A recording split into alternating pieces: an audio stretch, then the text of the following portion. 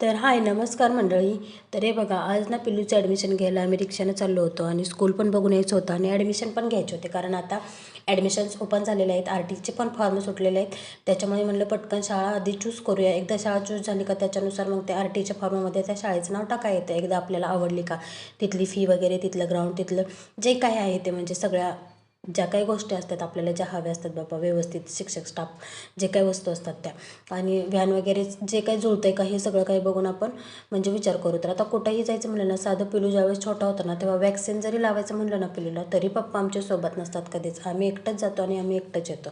पहिल्यापासून ते आमची सवयच आहे. कारण पप्पांना यायचं म्हटलं का पप्पांना जॉबची सुट्टी घेऊन मगच यावं लागतं. तर चला जाऊ द्या, जे काय असेल ते. पण तुम्हाला सांगते, या 2-3 दिवसात गुरुवारपासून मला वाटतं या आज सोमवार असेल, मी आज सोमवारी व्हिडिओ बनवते, तर मी 4-5 शाळा बघितल्या. पण एवढी फी जास्त आहे ना, भरपूर अफाट प्रमाणात फी आहे, सगळ्यात जास्त फी आहे. आणि कुठं ते पण फर्स्टला पण नाही, फक्त ज्युनियरला 5 वर्षाच्या मुलाला जर 60 आणि 70,000 फी भरायची म्हणली तर अवघड गणित आहे.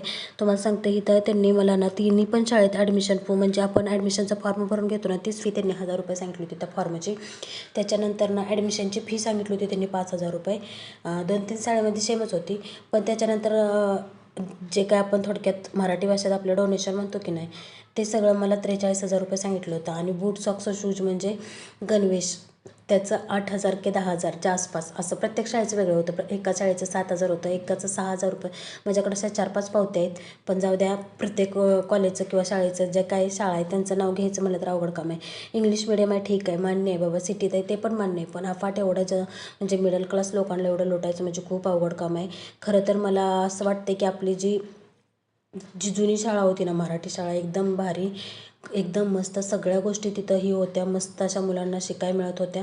आणि जास्त म्हणजे पालकाला पण जास्त त्रास होत नव्हता आणि शिक्षकांना देखील जास्त त्रास होत नव्हता.